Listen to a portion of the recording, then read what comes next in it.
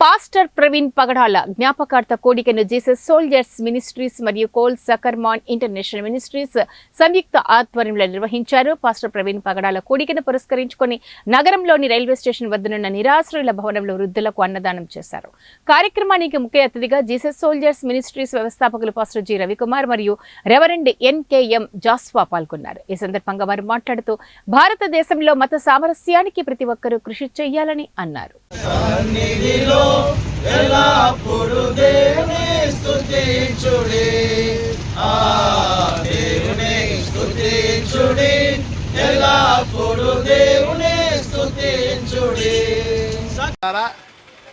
ఈరోజు మన భారతదేశంలో బ్రతకాలి, భారతదేశంలో ఉన్న రాజ్యాంగాన్ని కూడా మనము బ్రతికించాలి. అంతేకాకుండా మానవత్వం కూడా ఈరోజు మనము బ్రతికించాలి. మనమంతా భారతీయులం. భారతదేశంలో మనకున్న స్వేచ్ఛ, మన రాజ్యాంగం మనకు ఇచ్చిన అనేకంగా లౌకిక స్వేచ్ఛగా మనం ఈ దేశంలో భారతదేశంలో ఉంటున్నాం.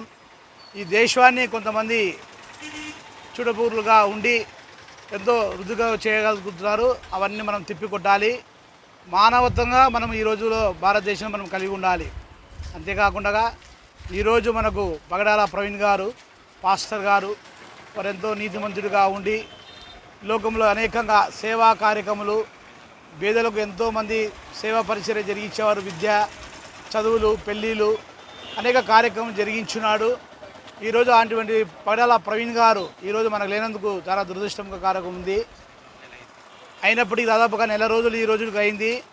వారి జ్ఞాపకార్థంగా వారు చేసిన సేవలని మేము కూడా గుర్తించి ఈ జీసస్ సోల్జర్స్ మినిస్ట్రీస్ కర్నూలు ప్రాంతంలో మేము గుర్తించి అటువంటి సేవ కార్యక్రమంలో కూడా మేము కూడా భాగం అయ్యి అనేక మంది నిరాశ కలిగిన వారికి ఒక భోజనం ఏర్పాటు కార్యక్రమం జరిగిస్తున్నాం. అంతేకాదు క్రైస్తవుడు అంటేనే ఒక మతం కాదు, ఇది ఒక మార్గం.